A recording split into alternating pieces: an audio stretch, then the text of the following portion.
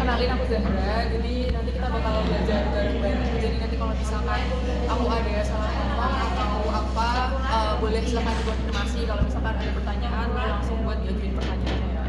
Nah, di sini kita bakal belajar tentang sistem Lercosum Autonomicum. Nanti ada Jarus Tractus Ascendens sama Tractus Descendens.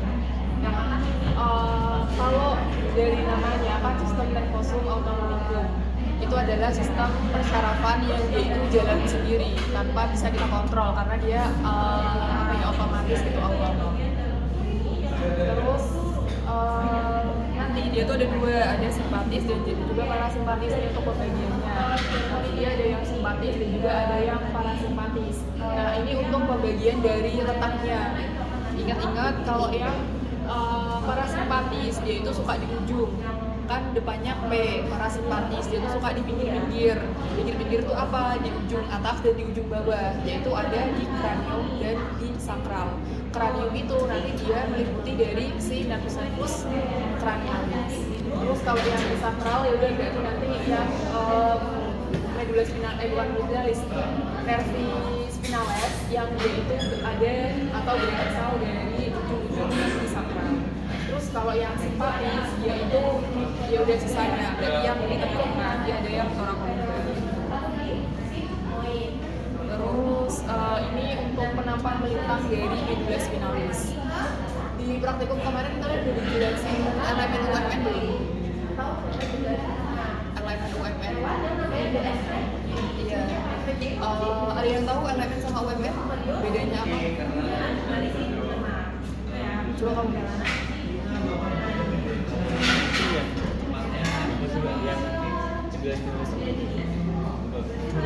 Lanjut dulu, ayo. Terus sama yang elemen?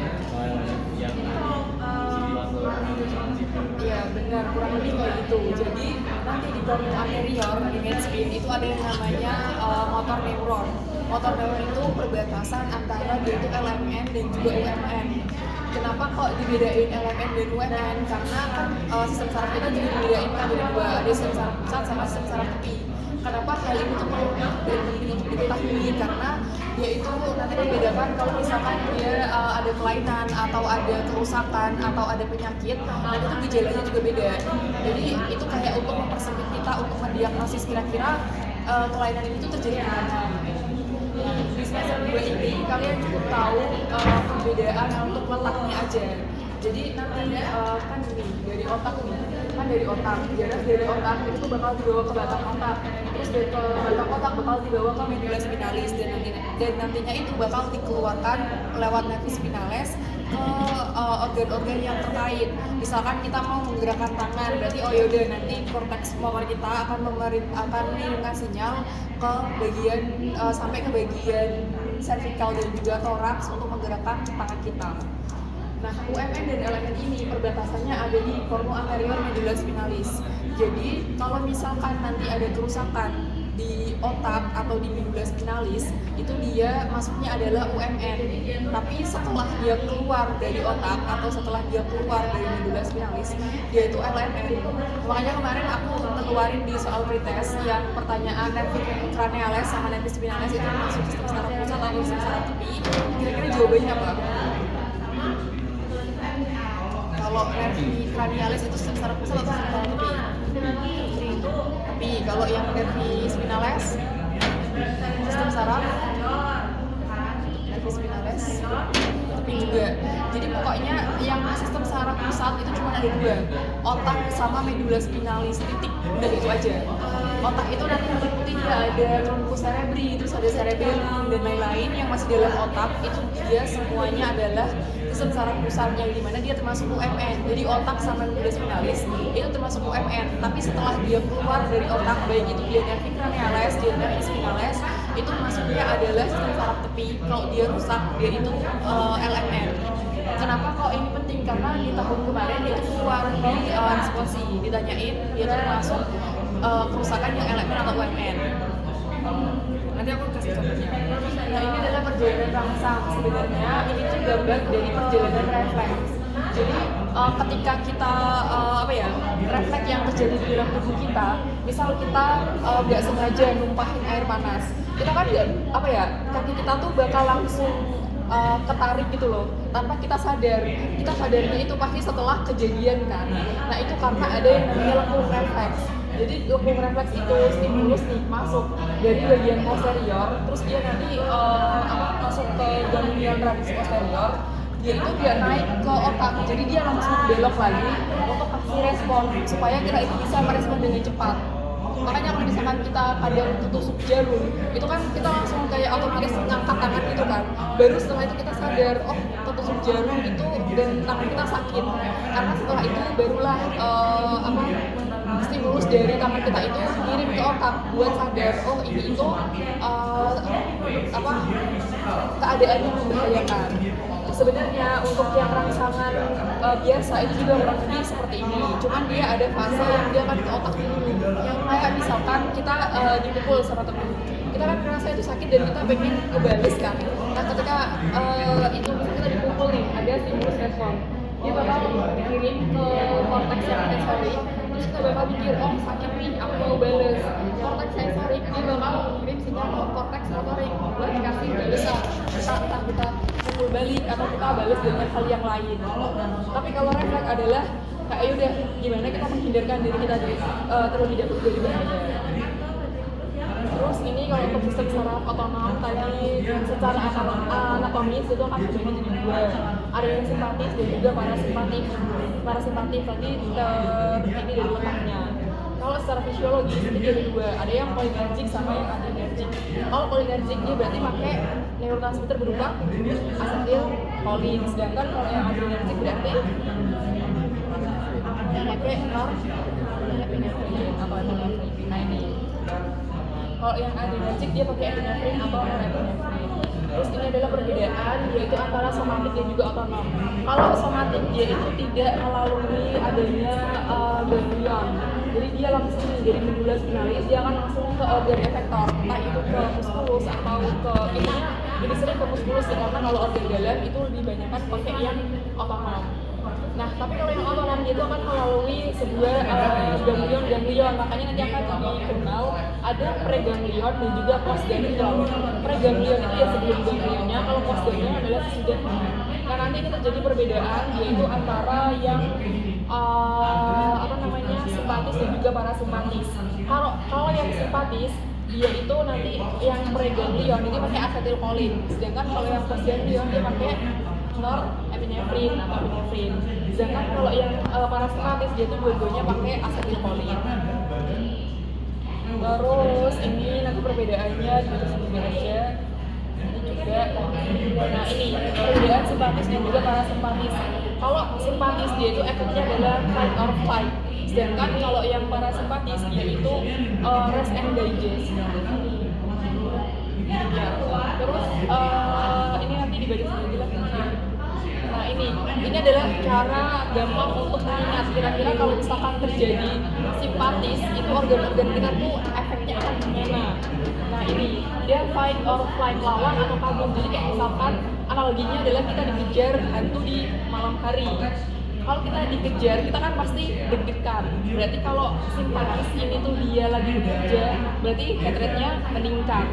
Terus kalau kita lari nih, pasti kan nafas kita kayak ngos-ngosan kan. Berarti apa? Dia akan terjadi bronchodilatasi untuk mengkompensasi ngos-ngosan itu biar oksigen kita tuh tercukupi.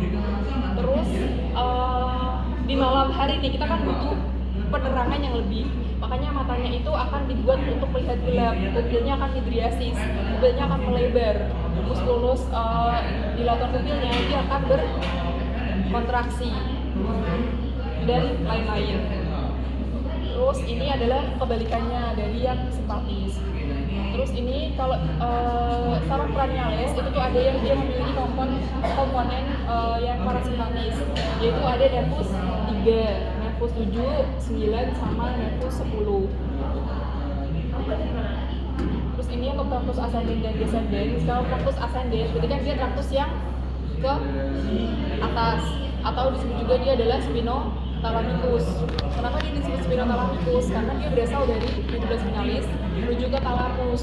Jadi dia tidak langsung ke cortex, dia kan berhenti dulu di thalamus untuk kemudian jelasnya itu akan diteruskan ke cortex. Sedangkan kalau yang tractus descendens saat itu dia ada dua, ada corticospinal dan juga ada corticobulbar. Nah ini diingat kalau misalkan dia itu yang efferent atau yang motorik, dia itu berasal dari ventral. Ingat kalau mobil itu mesinnya ada di depan, yang untuk menggerakkan itu ada di depan, sama kayak manusia juga. Kalau yang motorik yang untuk menggerakkan dia itu ada di depan, sedangkan kalau yang sensorik dia itu akan di belakang. Nah ini ada cortex ascendens, yaitu ada SBN 1, 2, 3. Ini juga diingat-ingat. Nanti dia ada 3 jeres nih, ada spinothalamicus yang lateral, anterior, sama posterior. Ini adalah perbedaan dari fungsinya. Terus semuanya ini dia itu akan mampir dulu ke ganglion radius posterior. Tapi untuk SBN2-nya dia akan berbeda. Kalau yang spinothalamicus lateral dan anterior, dia itu bakal mampir ke substantia bilaterisa. Tapi kalau yang posterior columnic medial lemniscus, dia akan nucleus basilis dan juga nucleus cuneatus. Terus semua ini nantinya juga akan mampir dulu ke SBN3, yaitu ada di thalamus. Nah ini adalah untuk gambarnya. Jadi tadi fasciculus gracilis dan cuneatus itu dia ada di sini. Perbedaannya adalah kalau fasciculus gracilis dia itu akan membawa jeres dari ekstremitas bagian bawah. Sedangkan kalau fasciculus yang cuneatus dia itu akan membawa dari bagian atas. Cara bikinnya adalah C lebih dulu daripada G kan. Jadi A, B, C, D, E, F, G. Jadi C lebih atas, G lebih bawah.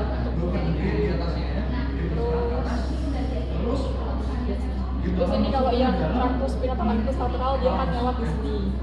Terus kalau yang anterior dia akan lewat di sini. Ini sebenarnya kayak tempat-tempatnya nggak usah begitu di ini sih. Ya untuk di semester 2 itu belum begitu penting. Terus ini kalau yang descendens itu berarti dia yang turun. Nanti dia ada dua.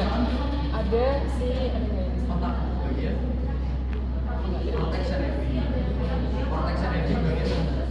yang penting di sini adalah yang tractus pyramidalis. Kenapa dia disebut tractus pyramidalis? Kalau kalian udah belajar histo, itu kan di penampang lintang namanya cortex, itu kan ada sel piramidal kan. Nah, jelasnya itu dia tuh berasal dari sel piramidal itu. Makanya dia disebut tractus pyramidalis atau tractus corticospinal karena dia berasal dari cortex juga medulla spinalis. Nanti dia ada dua nih, ada corticospinal yang lateral sama corticospinal yang anterior. Dua-duanya ini menyilang. Oke, kalau misalkan ada yang bilang, oh yang anterior itu tidak menyilang, itu kurang tepat karena dua-duanya itu akan menyilang. Cuma perbedaannya adalah di mana letak dia menyilangnya. Karena kalau yang lateral dia itu akan menyilang di atas, dia akan menyilang di sini.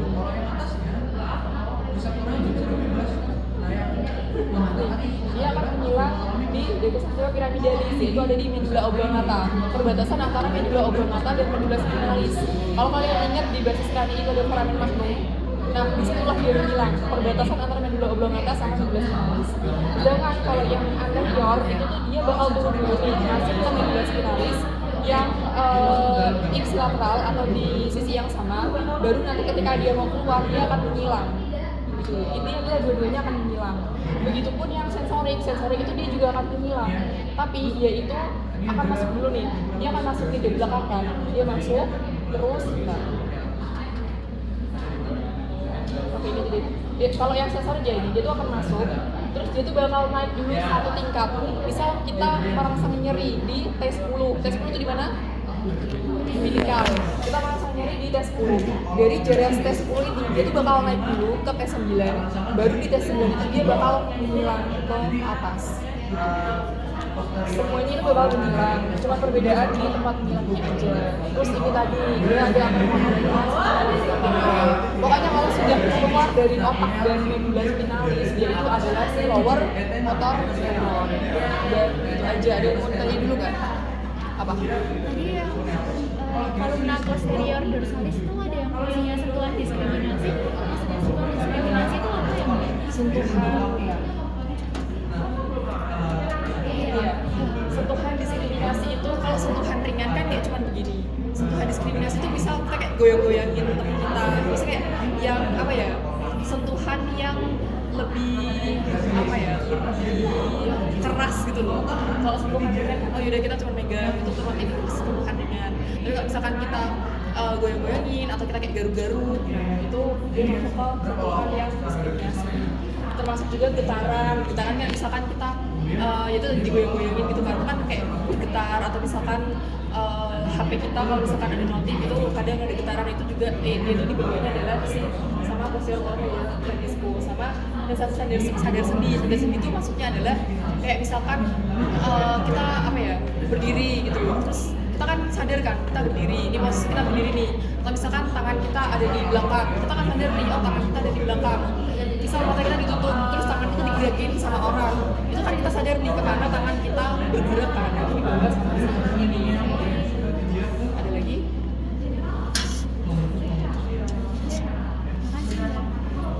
Kamu mau nanya?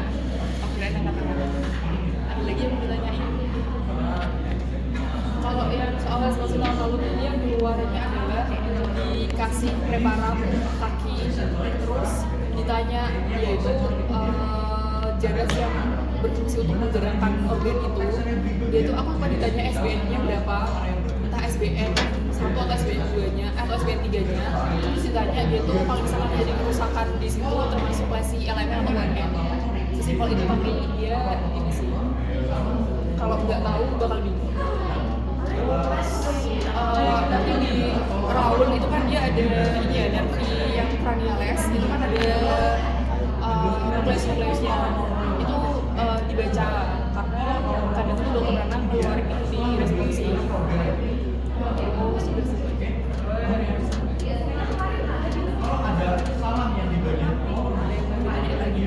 di luar materi ini juga boleh. Pas responsi itu materi yang paling dominan ada nggak ya Mbak? Atau semuanya sama rata? Tapi kalau neuro itu biasanya lebih ke fungsi daripada ini. Kalau muskel kan bilangin kayak gitu, itu sama gitu. Kalau neuro biasanya lebih ke fungsinya. Kayak misal itu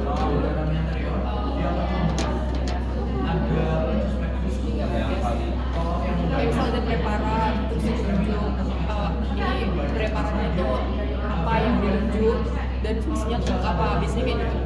Misal ditunjuk talamus, nanti ditanya talamus ini fungsinya untuk apa atau enggak ya yang lain. Yang pertanyaan Aku lupa pertanyaannya kalau ini misal aja ya karena aku lupa pertanyaan pastinya. Dia itu ditanya dikeluarin kaki terus ditunjuk ototnya, ditanya persyaratan yang diindikasi untuk pergerakan dari entah pergerakan atau eferen gitu dari organ tersebut, itu SBN satunya berada di mana? Di mana kira-kira? SBN 1 dari jaras ini motorik. Apa? Ya. Ada di cortex. SBN-nya SBN 1 kalau yang motorik itu ada di cortex. Terus ditanya kalau misalkan terjadi kerusakan di situ itu termasuk kerusakannya UMN atau elemen. Ada kok yang di praktikum kemarin itu SBN 123 di cortex. Iya, di kortes ya. Mana? Yang ini kan? Yang luar. Cortex. Di kortes aja. Kortes aja. Iya, buat